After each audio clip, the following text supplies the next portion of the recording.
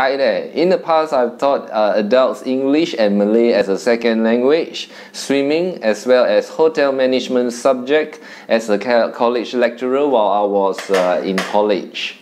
So my class include anything from a marketing manager to professionals, CEO, housewife, and even fresh graduates. So in this video, I'll be talking about what are the 5 effective ways that we can start teaching adults. Let's begin.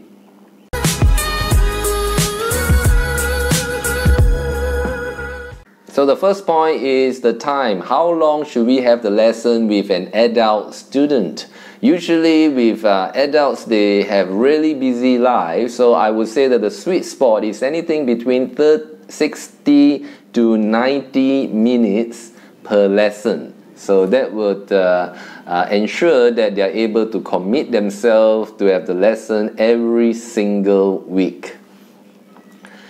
Point number 2 is that we want to tailor-make our lessons according to the adult students' lives. So say for example, if you are teaching English to an adult and the work revolves around being a marketing manager, so if you notice that what is the purpose that the marketing manager is using this English or conversational English for what?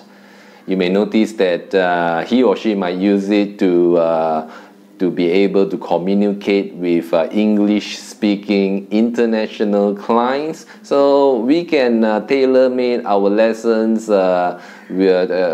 in accordance to work-related topics, and we might even share life experiences in it. So say for example, if one of your students is actually a CEO in a company, and the reason that for him to be able to do say social or networking purposes. So we can select topics that revolve around public speaking skill, how to improve his communication skills, or even essay writing skills. So there is a variety of topics that we can select in that. And say for example, if you are trying to help a housewife to speak better English, so probably the topics that you may like to select may be something like shopping, cooking, fitness, or even to do with diet. So I think you get the idea on that one. So point number 3 is that what materials that we use when trying to train an adult. Well, depending on the topic of the interest of each client, we can go to bookshops to look for books on how to help an adult to improve on his or her language, English. And we can even search for newspapers, magazines. We can even do a Google search on a topic of discussion.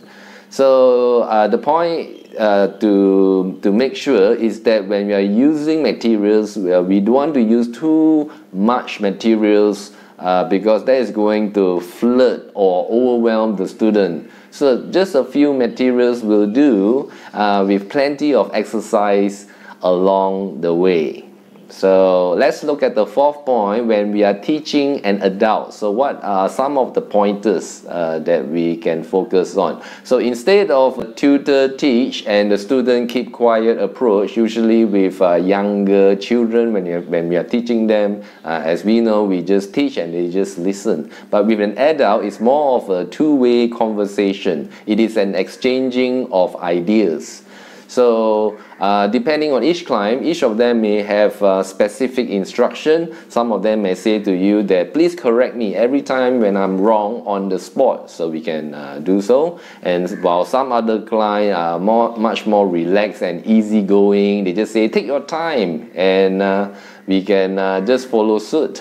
I guess that is we don't have any problem with that, isn't it?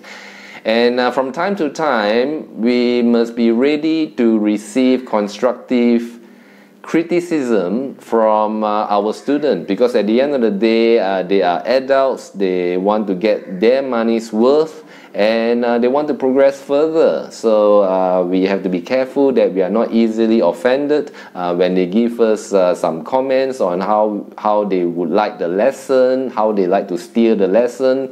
And the main thing is that we try to focus on improving the lessons and to help the client to progress. And the fifth point that is to do with the two qualities that I find really important when training adults. That is to be patient and positive.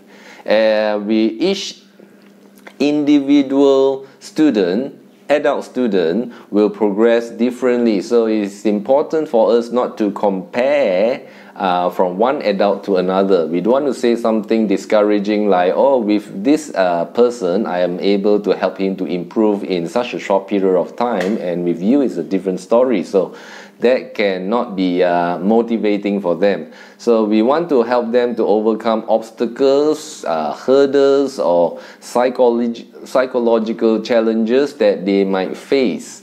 And we need to make sure that we give them regular feedback on their achievement, even very little things, because that is definitely going to be a confidence booster. So hopefully these 5 ways will be able to help you to start teaching adults. And if you have any comments, please leave a remark in the comment section below. Thanks very much for watching, and I'll see you next time.